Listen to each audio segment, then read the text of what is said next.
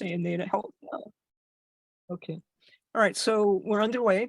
So I want to thank you all very much for joining us this evening. This is the first of two panel discussions with the artists in our current exhibit, Migration Stories, that's curated by Tara Sabharwal. There are 10 artists in the exhibit, and each panel includes 5 of them. The second is on Thursday, November 17th at 6 p.m. So we hope you'll be able to join us for that too. You can register for it on our website at manhattangraphiccenter.org. If you're not familiar with our organization, I'd just like to say a little bit about it. Manhattan Graphic Center is a community print shop that supports the learning and practice of fine art printmaking. We provide an affordable, inclusive, professional studio and exhibition space. Plus, we offer classes and other public programs, including artist talks and scholarships. We would like to offer a great big thank you to the IFPDA Foundation for awarding us a generous grant, which made this exhibit and these talks and other programming possible. And as always, we would also like to thank the New York City Department of Cultural Affairs, the New York State Council of the Arts, the Sherman Foundation, the Pierre and Tanya Matisse Foundation, and our members and other donors and friends, all who make our programming possible. Just so you know, we are going to do a Q&A at the end of the presentations. So if you have a question, you can leave it in the Q&A that you see at the bottom of your screen, or you can also put it in chat. And I think with that, I'm going to hand everything over to Tara. Now, Tara, just let me know when you want me to share my screen, because I have, for everyone knows, I have a presentation of the artist's work. So should I start it now? Yes. No, not now. Oh, not now. Right. Let me know when. Okay. Okay. So, hi everybody. To begin with, I want to just talk a little bit about how the group in between started and how the idea of doing these shows came to me. The reason I want to do it is because I see there are a lot of political shows going on, and it is not that kind of show. I am not interested in having a show which is about blaming and shaming and talking about those people out there who do those things. I don't think that does anything in the world. And I just wanted to be as honest as I can about getting people together to say something which is their truth, and that being a sort of moving thing to do something in the world. The idea came to me in 2016 when Trump got elected, and of course we were all very upset and feeling very paralyzed, not knowing what we can do about it. What I saw was a lot of totalitarian kind of thinking, a lot of scapegoating of the other, not just here. I then saw it also in my own country, India, where I went to in a few months, which was having its own fascist government going on with suppressing Muslims. And the following month, I went to Germany and saw their discussion about the migration crisis that was going on. So the two things seemed to go on simultaneously. And what I saw was we artists, we had our own communities, but very closely attached to us was the people who were, like tunnel visioned and was seeing themselves very much as one identity or the other, and doing the scapegoating and xenophobic kind of behavior. So it seemed like the enemy was very close and very reachable. So I think over just having lots of cups of tea with artist friends, we were thought that what about we do a show where we as a group of artists show our work, and that work will be taken by each member of the group to their location, where their family and friends and other people would come. So we just present ourselves as a group, irrespective of, and we are diverse anyway. So it started in a very innocent way like this, but I think over the years, we have had, like, this is the 11th show. We have shown in Constance, Munster, Dusseldorf, Kansas City, Rosendale, Lincoln, Nebraska, Michigan, New Delhi, India, and in New York City at Wilma Jennings Gallery. And this is the 11th one. Of course, COVID disrupted a lot, and it is now a different world. The migration crisis continues to go on. To make it very clear, we are not refugees, and none of the shows have had refugees. We are people who either talk about the refugees and about the migration crisis, or talk about our own in-betweenness, about how we come to a place where we make peace with belonging to different cultures and different ways of seeing the world, and straddle it and address it and live it, you know.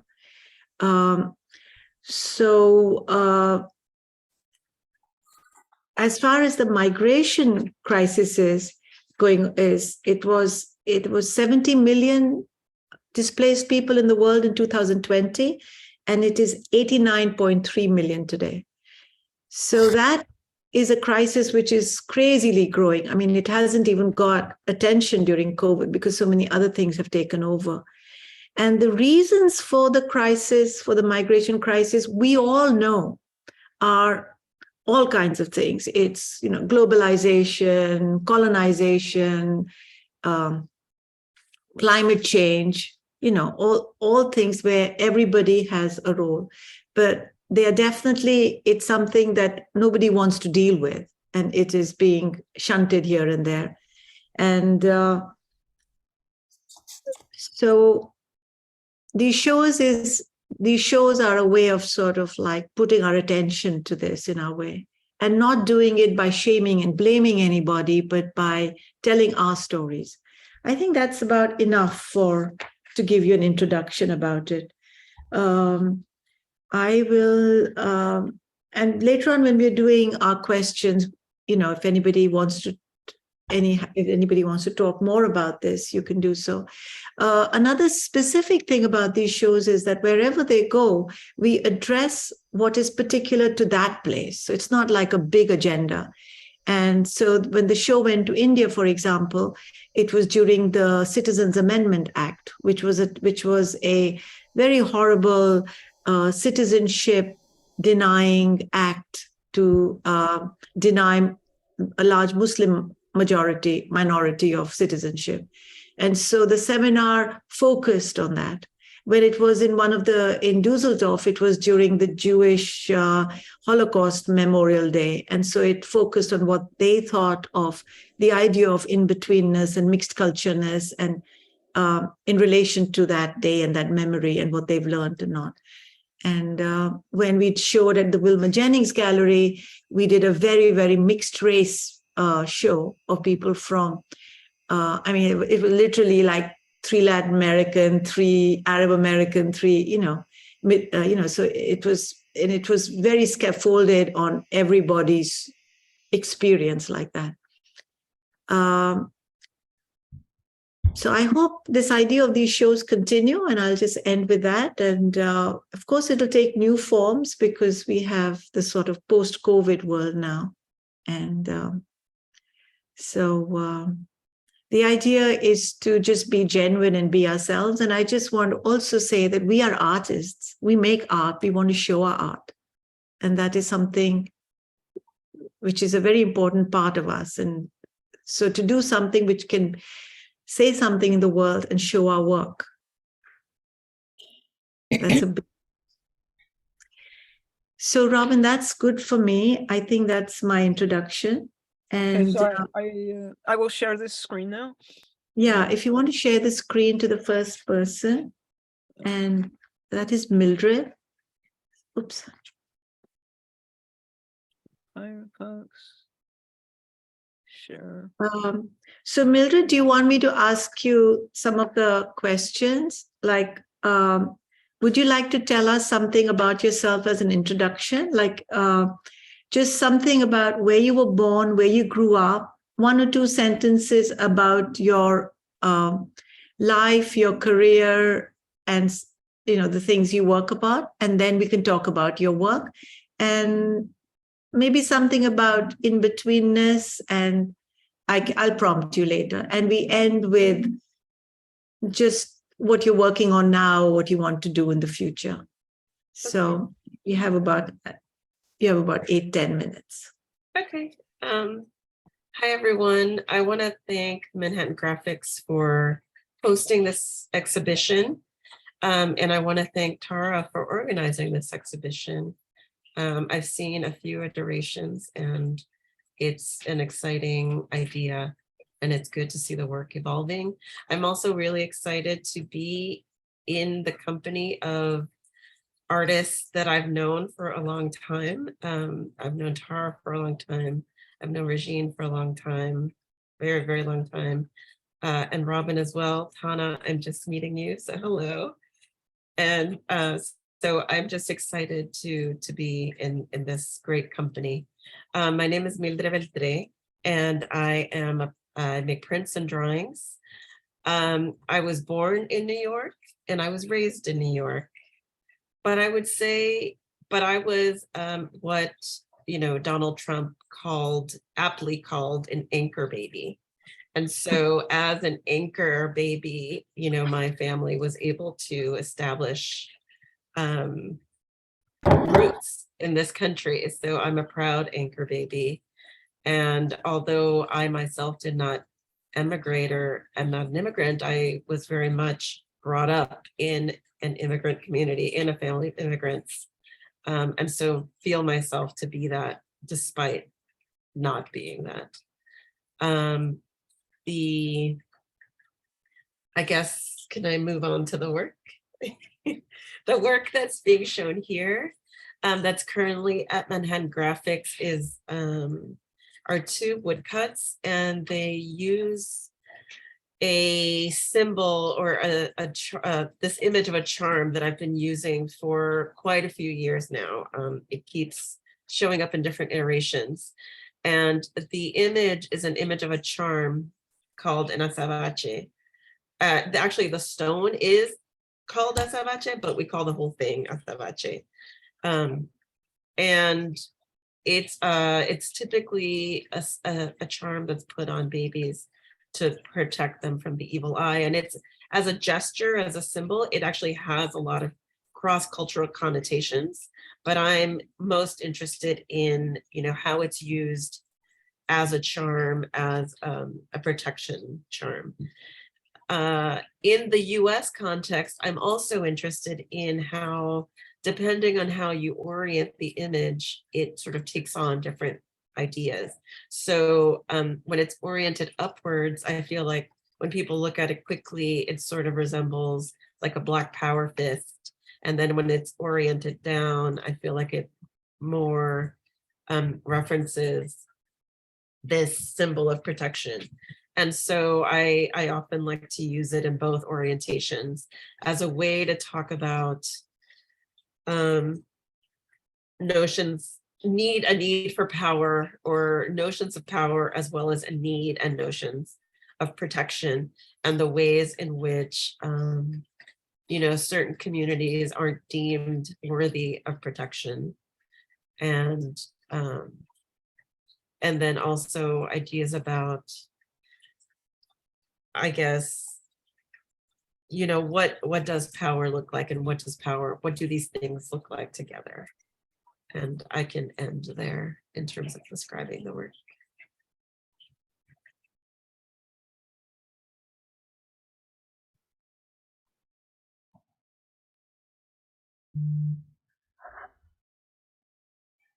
I can pass to the next person unless you want.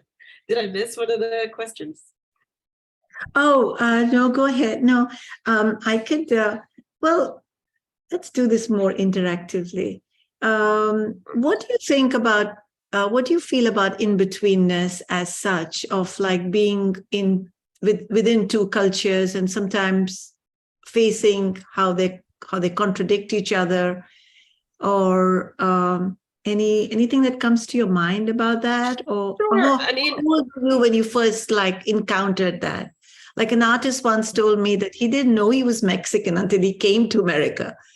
So when was your aha moment about it? Well, I suppose my in-betweenness has to do with Blackness and about a sort of, I don't feel that way anymore, but I think there was a moment. I grew up in an immigrant community. I grew up speaking Spanish. I grew up in New York in a community that was Dominican. And, we Dominicans have our problems. But it was only when I went to the Midwest that, when people didn't know what a Dominican was, that I was assumed to be African American.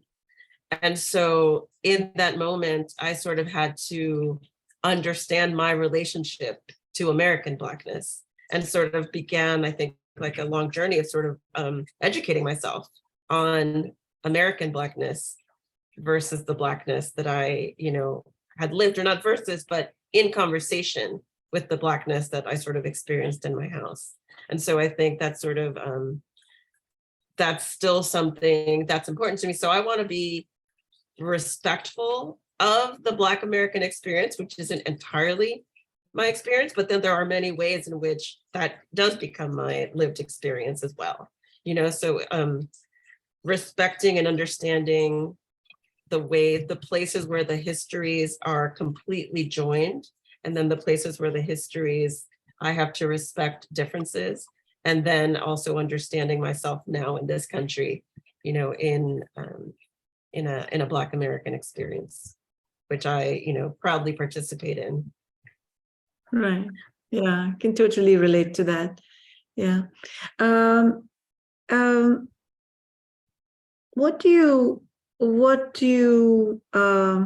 want to tell us about yourself, which is apart from your identity? What other things sort of really define you? Because I think this question is important, because we're living in such a identity politics time that everything is like, one of the things I find oppressive too is that, I am this. It's like, yeah, that's one of my things, but there are, of course, many, many facets to us all. And so if you want to share anything like that, and then also in conclusion, just tell us something about what you're working on now and sort of any art dreams or something you have. That'd be there. Sure. So aside from my studio practice, I also have a collaborative practice with another artist named Oisa Duvernay, who's also a Caribbean American artist. And we do a lot of work right in our neighborhood in Crown Heights.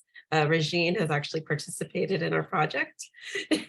And so we work with our neighbors in Crown Heights, Brooklyn, to sort of bring our work as artists, I guess, to an audience that we feel we want our work to be shown to and to work with. So we create fence weavings on our block, as well as hold workshops. And that's something that I think has also been really defining for me, is thinking about how in my role as an artist, I can be part of engaging and strengthening communities. Projects that I'm working on now, I have some public projects coming up. One in upstate New York at Stone Quarry Sculpture Park that I'm very excited about, and that it will really allow me to think really differently about audience for my work and scale and materials. So thank you so much. Great. Thank you, Mildred. That was wonderful. That was splendid. Yeah. And the next artist we have is Robin. So Robin, welcome. If you want to just begin with the same questions. Well, thank you, Tara. I'm delighted to be in this group, because although I've worked with all of you at different times in different ways, it's always informative to hear artists talk about their work. And Tara, you may not remember, but directly after the Trump was elected, you and I had a conversation. You said, I must do something about this. I must do something about this. So it is just glorious, really, to see how you developed that passion and created this series of exhibitions and how you're approaching the issue in a proactive way, because I really believe that as artists and as citizens, it is useless to fight against something and much more effective and appropriate to build something positive. So I really align myself with your thinking and your approach. I grew up in New York City, and I am the child of a mom whose parents came from actually the Ukraine. They were Russian Jews. And my dad's parents came from Barbados. They were Episcopalians. And so my first husband was Ecuadorian. They were primarily Catholics, and I lived abroad for 5 years in Mexico, Ecuador, and Holland. And so I have been my whole life straddling different identities and realities and understanding how people define themselves and how they are defined by others, and realizing endlessly that people are very unaware, unfamiliar, and ignorant and naive about people that they are working with, see in the street, that are their neighbors and their colleagues and their classmates. So I'm obsessed probably with identity, and I can't spend so much time code switching. I don't even know how to talk about my life without it. But these works are the satellite pieces of a series of works that I did with a grant from the Brooklyn Arts Council, and the work had to be centered in Brooklyn. So I was blessed to be able to collect the oral histories of 8 neighbors of mine in Greenpoint. And I figured that it makes more sense to let people define and talk for themselves instead of me trying to interpret people's experiences. So each one of the people that participated in this enterprise or project or adventure were immigrants. And each of them were straddling or juggling 2 contradictory realities. So there was one Irish woman whose mom was from an upper middle class British family, and her father was from a farming Irish family. There was a woman who was Hungarian, and she had been abused and taken over her town by the Romanians. So everybody in this collection of 8 beautiful neighbors had very interesting, challenging, celebratory, and difficult issues that they were juggling with. I was using these iconographies of window panes. In some of the other works in the series, there's doors, there's buildings. And the idea behind that was that we anchor and live and consider ourselves in our identity, beginning with family, and then with neighborhood, and then with community. So I use windows, doors, and buildings to signify that these works were my first explorations with using digital imaging mixed with monoprinting and collaging and stencil printing. So for me, it was kind of an exciting time.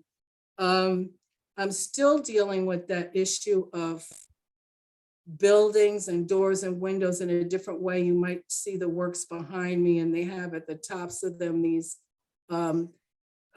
shapes that signify unfinished buildings.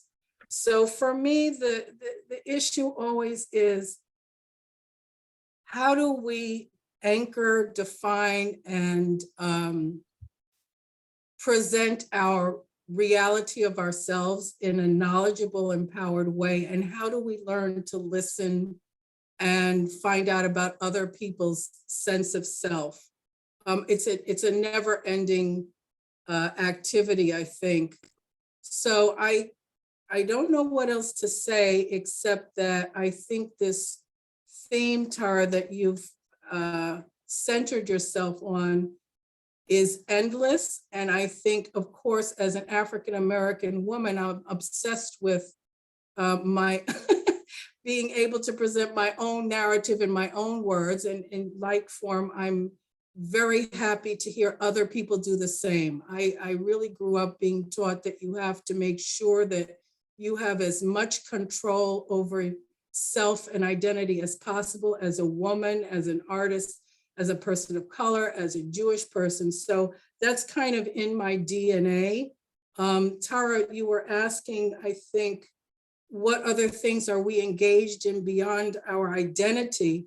But I can't really think of anything because it's so woven in together into who I am and how I consider myself and how I navigate the world. My identity, I mean, I could tell you that I'm a Cancer Gemini if that's something beyond what you're thinking. But I do disagree with you in the issue of this not being political, because as a citizen of the United States, I have to say that everything becomes political here. Mm-hmm. And we might wake up in the morning and be thinking about the work that we're doing, but the minute we go outside, we're going to be encountering something that is some kind of political. One thing that just recently happened, what I'm doing now, which was wonderful, is that a set of 10 books that I created, each one devoted to the 10 national holidays, were acquired by the Library of Congress. And so I'm very excited about that.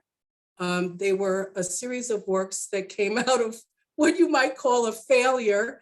I had been nominated to get a Smithsonian grant, and I put together a proposal, was waitlisted as a finalist, did not get the grant. But then I said, well, I put so much work into this, I'm gonna just do my project anyway.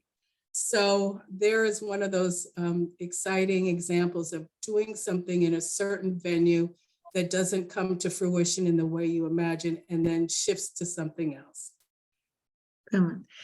Robin, that was great. Thank you, Robin. You just certainly ticked all the boxes and answered all the questions.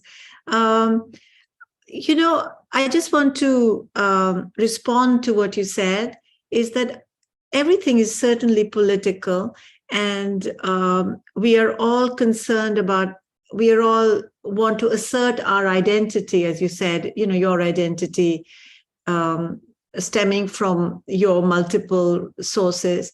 And yet there's a part of me which is observing and fighting for my identity, and at the same time noticing how this whole idea of othering happens.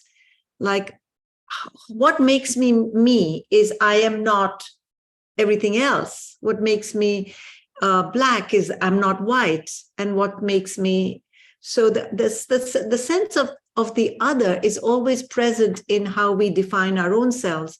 And that's the little delicate area that I like to play with, you know, like we're all doing it, and yet it's fuzzy. You know, so that interests me, and to put ourselves in both the roles with empathy, with compassion, and with a certain softness. So anyway, so yeah, and I liked everything you said. It completely answered, just like Mildred. I'm so happy you are all in the show. Should we go to the next person? Time. Tanya. Okay, great. Tanya, again, the same thing. Pleasure to have you as well here. And if you want to just tell us something about where you were born, where you lived, something about your work, and then about these. Oh, you're on mute, Tanya. Sorry about that. Hi, thank you for being here, and thank you to Tara for inviting me to be part of this show and a few others. As you can, So I am an immigrant, and Tara, I would like to correct you. I am a refugee. So I think this work speaks to that. I am a artist who works in Rosendale. I live in Rosendale, New York, about 2 hours north of New York City, and I am a co-founder with 3 other people with of a Women's Study Workshop, an art organization here in Rosendale that will be celebrating 50th anniversary in less than 2 years, and it's still going strong. I'm retired from the workshop, and right now I'm sort of concentrating on being a full-time artist after 4 decades of being a juggle more than one. So that's exciting. And let's see, I was born in Czechoslovakia, a country that no longer exists. I think, in terms of otherness, I sort of feel I was born into otherness, and I sort of identify myself as an immigrant, woman, lesbian, Jew, and an artist. And growing up in a communist country after the Holocaust with parents who were both Holocaust survivors, and where the question of the war, the Second World War, and the role of the complete disappearing Jewish population in that part of the world has been minimized, and the role of the Russian liberators was glorified. And also the word Jews was a dirty word. I think I always felt like not fitting even in my native country, because even though everybody knew we were Jews, it was never to be spoken about in public.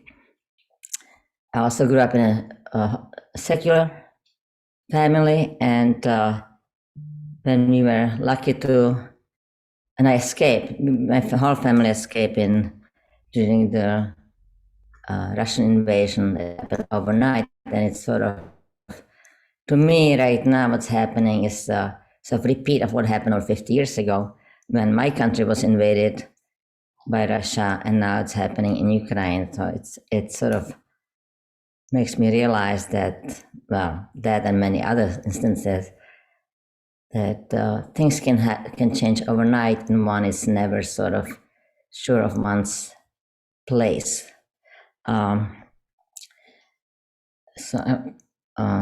Let's see. So the work from this series, Please Exit Doors Are Closing, actually the title is taken from, it's a translation of what you hear in the metro in Prague, that when I visited there for the first time I could after the Velvet Revolution, 1991. When I was growing up, it didn't exist, so it was new to me. And this is what it says as you enter and exit the subway. And I sort of thought of it decades later when I was at the residency at UCross, and this was during the presidential debate between Hillary and Trump, and I just couldn't believe what I was hearing. And I think in my previous work, in many instances, I've been attuned to the use of language. And language alerts one to changing conditions in one's society. And it has been used by all governments. And I was at UCross, and I went there for residency to work on specifically on prints. And I wasn't quite sure what I was going to do, but as I was watching the debate, like 10 of us, and only myself and Nal Painter, who's a historian and African-American artist, we were the only two listening in the rec room, where the others were playing pool. I just could not believe what I was hearing. And so interesting, because as a historian, now I was sort of fuming and saying things out loud, and she just was completely quiet. And that made me realize that this was nothing new to her.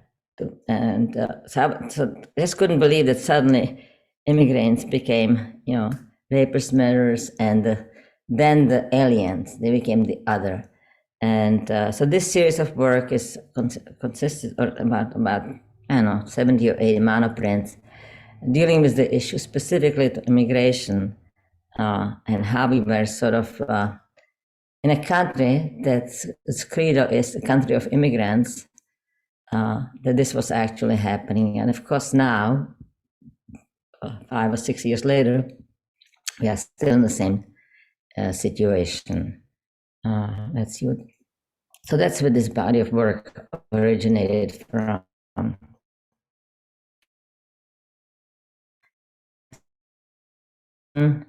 Not work from information I gather from the media, and especially if it's something that jars me and sort of urges me to act and take action. That's about all I have to say right now. Tanya, this series was made into a book as well, right? You want to tell us something about that? So I did this book. I was looking at these prints and I kept feeling it needs something else. So about 2 years later, or a year and a half later, I collaborated with Artist Books Frequent as my partner, Anne Kalmbach, and this was the 70th anniversary of the Universal Declaration of Human Rights.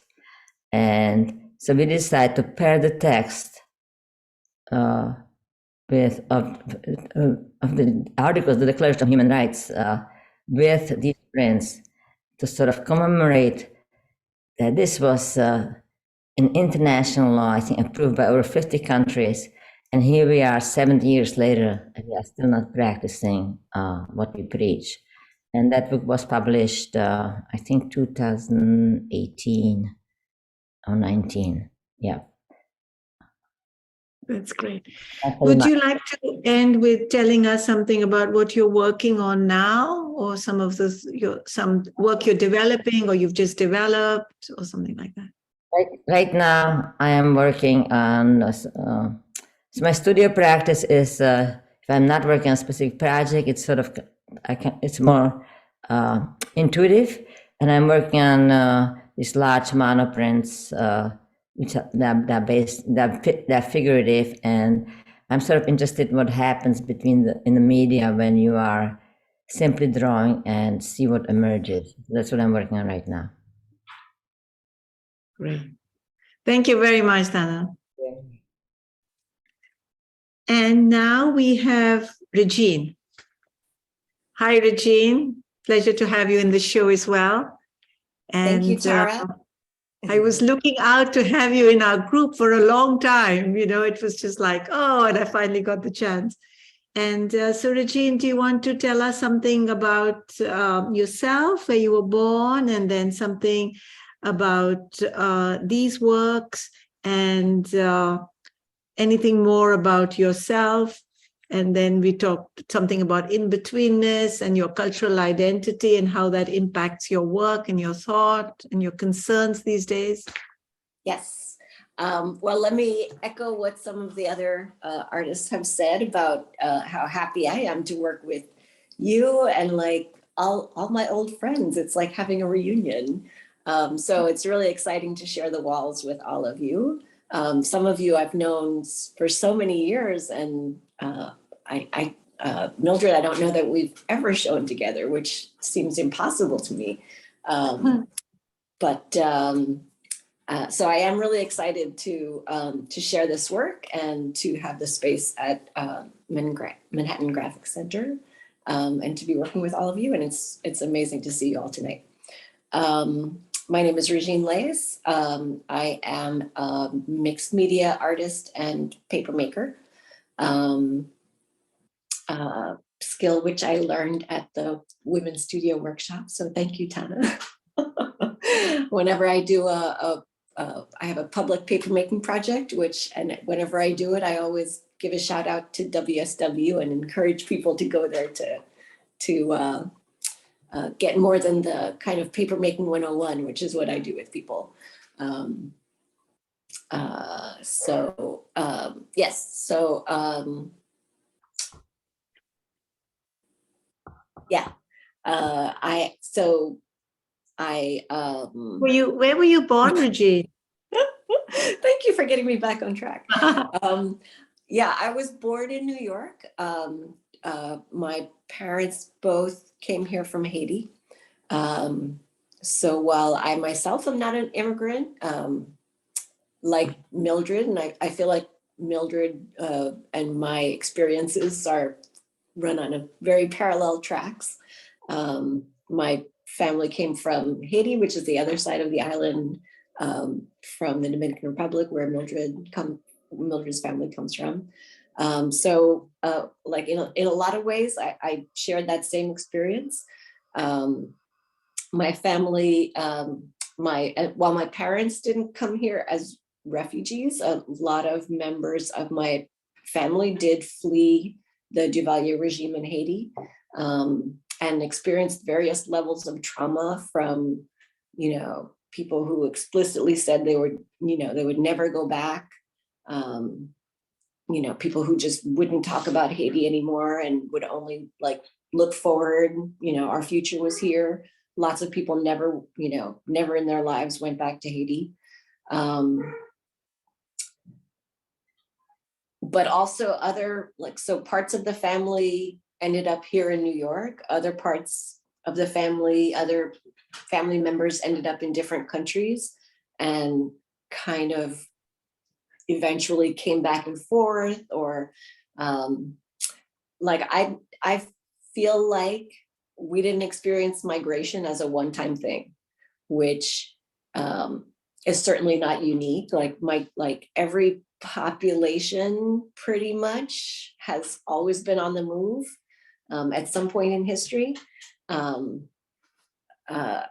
Certainly here, other than Indigenous people, everyone comes from a community that migrated at some point, whether we identify that way or not.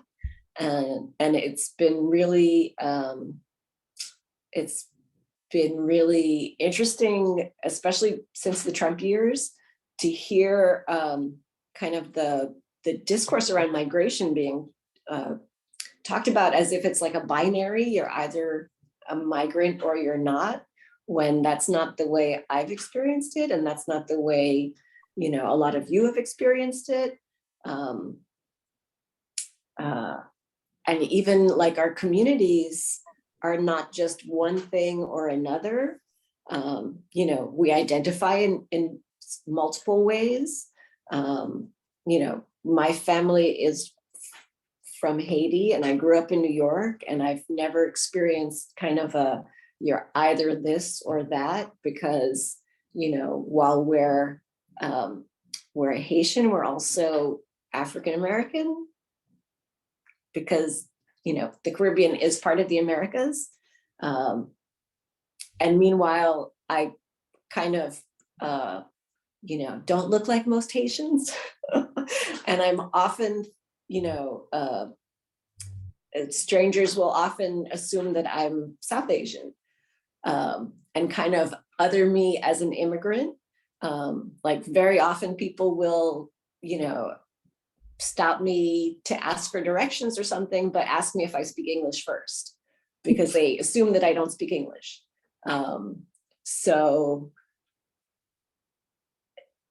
I'm interested in how this became kind of a binary discussion when, everything gets flattened and simplified, and made easier to digest and easier for, simple people to understand it that way.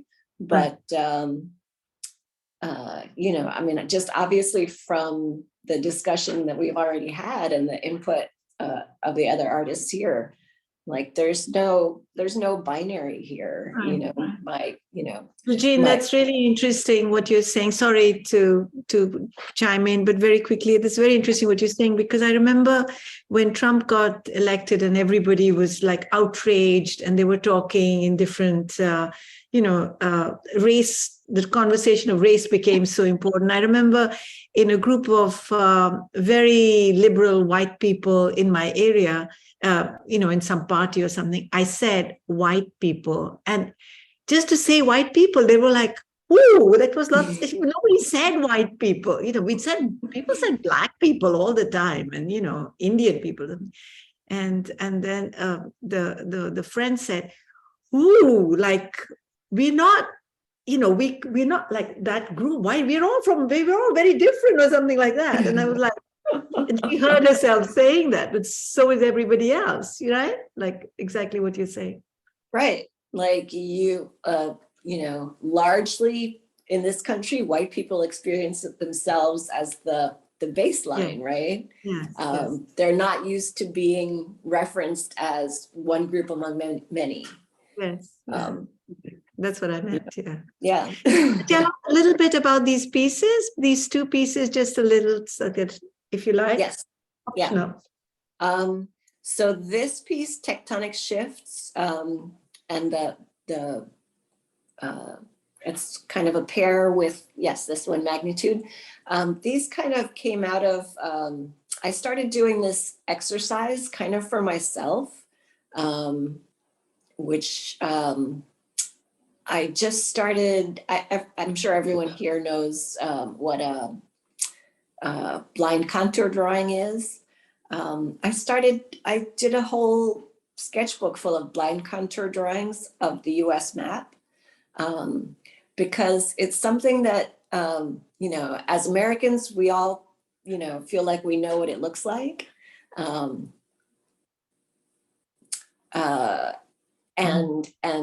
maps and geographical boundaries are something we feel like is very, very permanent, right? They're printed, they're on a map, they're on a globe, they're like everyone, internationally knows what the borders are. But in reality, it's always changing. And certainly if you think in terms of like geological timeframes, like the map is always shifting under us. The world is always shifting. There have been other continents before the configuration we have now. And currently with climate change, borders are changing, coastlines are changing. Politically, as Tana referenced, entire countries no longer exist that existed within our lifetimes. So I really felt like doing this exercise was kind of like resiliency training, because we feel like everything is if we feel like everything is permanent and we expect things to be exactly the way they are all the time, then when things like shift under us, how do we adapt, right? Like people who expect the unexpected are more resilient. So I kind of did this exercise myself, and I did it with groups a few times. And this series of drawings came out of that. I had a previous series of pieces that were based around dream number books, which kind of give you lottery numbers based on things you see in your dreams. And I kind of brought that back and combined it with this idea, because, we have this, that phrase, the American dream, that people supposedly come here for. Like there's a lot of dream imagery in my work, because we have these fantasies, and with the dream books, we feel like, you don't have to, you can come here with nothing and still make your fortune. So I kind of combined a lot of ideas, but largely it's about this idea of resiliency by training ourselves to, to always remember that things are not permanent. And I was through working with these coastlines a lot. There's the other piece that I showed, Yes, this one. This piece, the red line in the background is actually the border between Haiti and the DR, which this piece was done as part of a project with a group of artists that were about half Haitian and half Dominican, but all New Yorkers. So this was really about how there's a lot of conflict on the island between the two countries, but when we come here, we're all in the same boat, where we have, very parallel experiences, even if largely segregated to different neighborhoods, right? But we're kind of evolved into a new creature when we're in a new place together. So I was really interested in this kind of how we evolve when we move. Thank you, Rejin. That was great. That was really nice. You definitely answered everything and gave us a good sense of your work. And I just want to say that, so I am next this time as an artist, and and I piggyback on what you talked about, uncertainty, because I think that is something which is central to my work and central also to the theme of this show. I mean, I think one reason why people go into this sort of xenophobia and this sort of us against them is an inability to handle uncertainty, to be in this sort of fuzzy land of being this and yet not this. I was born in India and grew up in India, went to study painting in London and lived there for about 7 years, and after that have been here for almost 30 years. So, I mean, I must say I met people in America and in UK who are more like me than people in India in many ways, so we have many sides to us, and yet politically, identity-wise, they are more like me. So we have this uncertainty we always live in and this middle ground. Okay, so I'm going to say a little bit about this work. So I started making pictures of people. Robin, we could just leave it on this one for a while. I'll talk about it. So I started making people in boats in 2016. And I didn't even know why. I thought it was I thought I was making pictures about my own moving from New York to India to London all the time, or something to do with something I sort of on another level feel that I am by myself, but I am in a crowd with lots of other people who are by themselves. So this is more of a psycho-spiritual kind of anchoring in my head. And then as I was making this work, of course, it was 2016, the migration crisis was going on, and there was a sort of identification that was happening in me with them.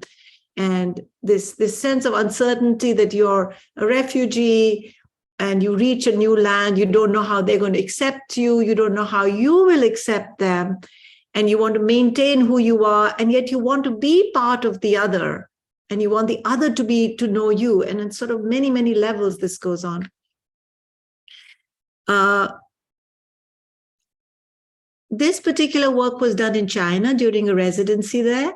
And my first day in that residency, they told me that I must do one piece, which is about China. And I was so irritated because I don't want to do something about China just because I'm there.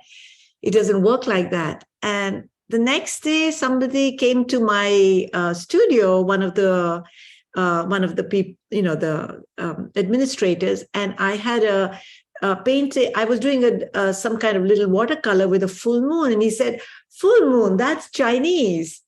And I thought, that's great. Like, since when did the full moon belong to one culture? But that's just sort of interesting.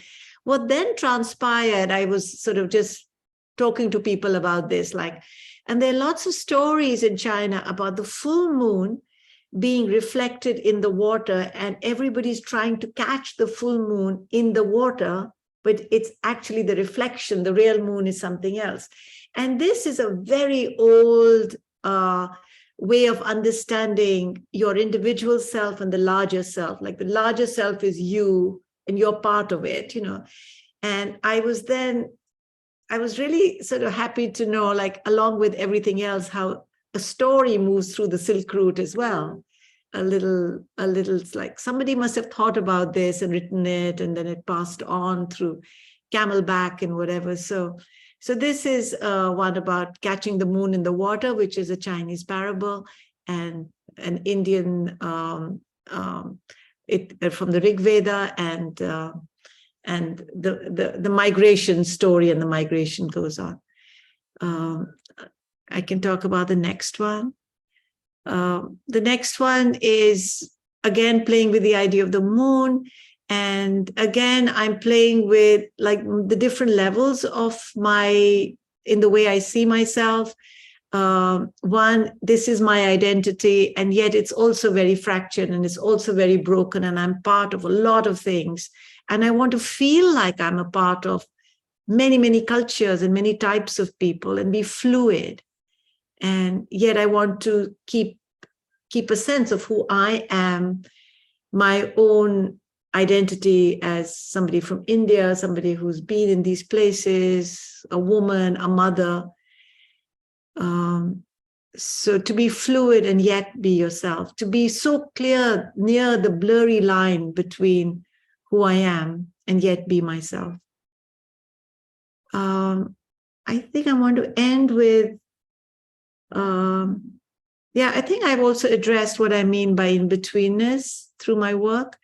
And I'm working now. I would like to do more shows on this theme and expand it in ways which incorporates the post-COVID world, because that is certainly something that has shown us that we really are together. If you can't have health insurance for yourself if you're sitting next to somebody who's got COVID. It doesn't do you any good. So on the one hand, we have this, and yet there is this like not even wanting to share vaccines with people in the world, a craziness going on, and another election coming up. And anyway, I think,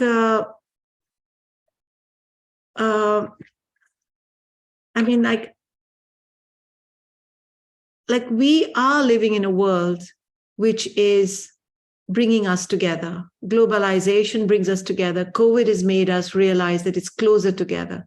So things are bringing us closer together, but they are not bringing us together.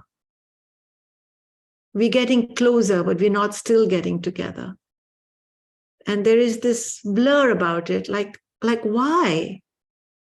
And there's something else, maybe in the sort of primitive reptilian brain of ours, of being in boxes and being in communities and standing up for oneself, which I think is important. I totally think it's very valid.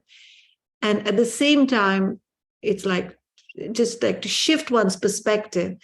And the idea of these shows was not to say that we are having a hard time or this is our problem. I mean, definitely we go there and we say that, but we're also saying what it means to be me, what it feels like to be me. And I'm going to end by saying just this last very simple thing, is that we're living in a time where there's so much political art. And I like it that people are saying things and voicing themselves. But personally, when somebody talks from their mind, from their head, with words, I kind of sort of like, I lose it. It sounds like my parent telling me, you should do this, you should do this. But if it's coming from a felt sense of yourself, like not what I tell my kid, but what I do myself in a very simple, integrated way, which has the complexity of my interiority there, and it's just felt, then I stop and I want to listen to it. And so I just wanted to really validate all the artists in this group today and who have participated before, because we're saying what we want to say, which is really about the change we want to see in the world. And I wanted to give visibility to this kind of political statement. Thank you. Okay, so I'm going to stop the screen share. And we're going to see if anybody has any questions. If you have any questions, you can put it in the Q&A at the not the Q&A, the chat that's at the bottom of the screen there. I know we had one earlier. It was when Mildred was speaking from Ruth Moscovich, and she asked about your piece if it was a fist, which I think you might have kind of answered, but maybe you want to just address that for Ruth. Sure. Ruth, so she put another comment like to explain the symbol. sure. So the image that you see in the work, Ruth, is an image of a charm. And the charm is of a fist. So that is correct. And the gesture of the fist in the charm is, let's see, oops, I'm blurred, is this gesture, not this gesture. But I believe it is my sense, and I've gotten this feedback, when people look at the image, maybe people who aren't familiar with the charm and the symbolism of the charm read it immediately, perhaps because of my identity and how they read my identity, read it as a Black Power fist. And then there are others who are more familiar with this image and they recognize the other one as well. And so I'm interested in that slippage between the two.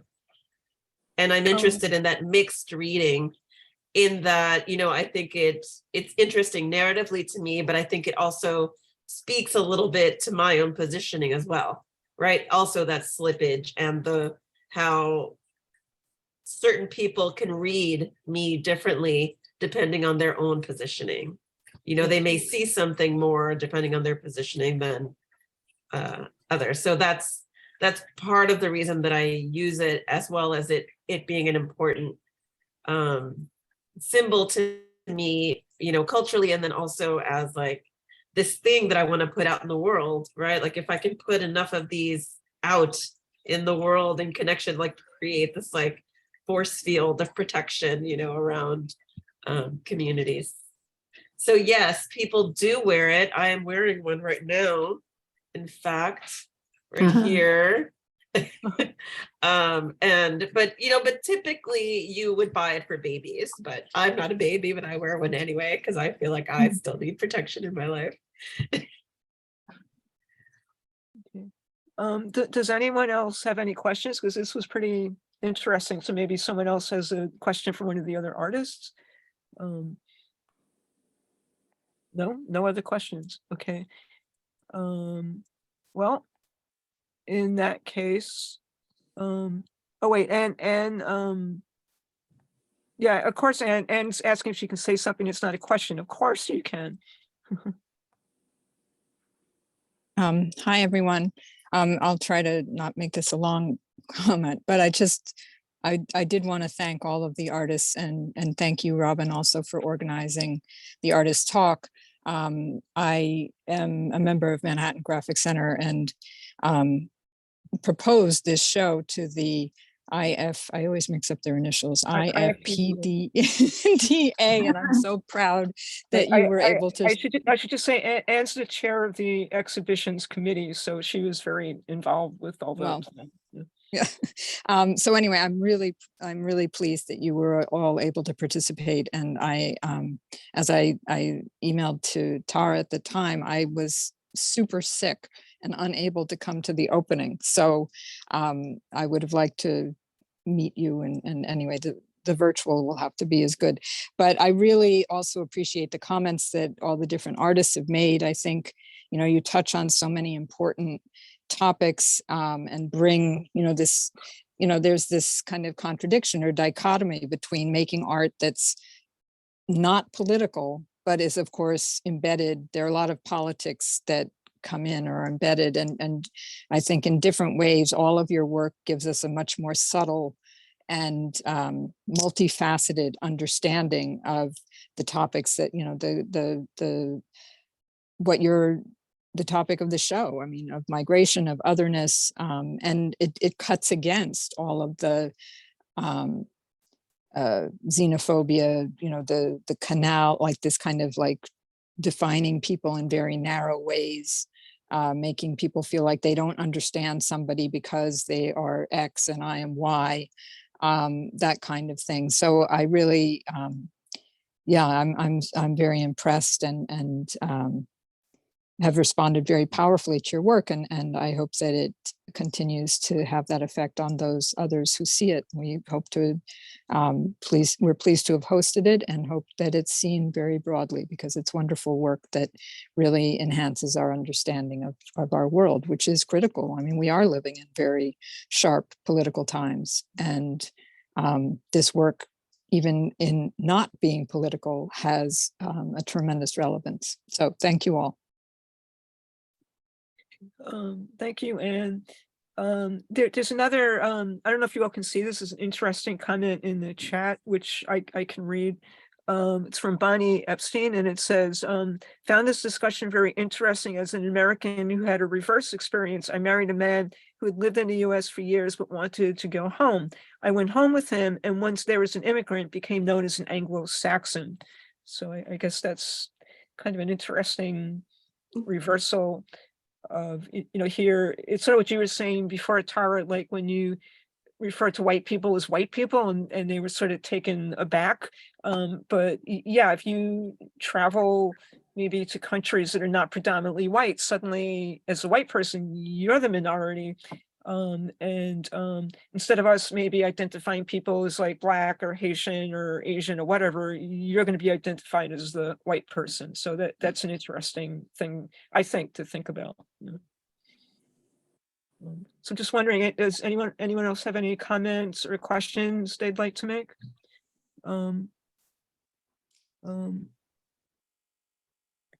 Okay. So I just to kind of wrap things up, I just want to thank you all. This is really interesting. As we said, it is being recorded, so we will get it up on our YouTube channel as soon as possible. You know, for those of you that are in it, the talk or the exhibit, you can share the link, or actually anyone can share the link when it's up. I also encourage you to visit our website at Manhattan Graphic Center. You can sign up for the next panel discussion for Migration Stories and see our other talks, our classes, and other events. You can sign up for our mailing list. You can also follow us on Instagram and Twitter and Facebook to keep up to date with us. And I know that Tara wanted to say something. Well, thank you very much, artists who've been here today. And at the end, I want to thank Manhattan Graphics for hosting this show. It's been really wonderful working with you, Robin, over the show. From the very first meeting we had, and we talked about, like, why do you want to host the show? You know, like, what is in it for you? And a very honest answer was like, we would like to be more diverse. And I thought that was just beautiful. That was like the way to go. And so opening this discussion and opening who we are, what we do, it's been a great pleasure. Thank you very much. Okay, thanks everyone. So everyone, have a good night. Thank you. Good night.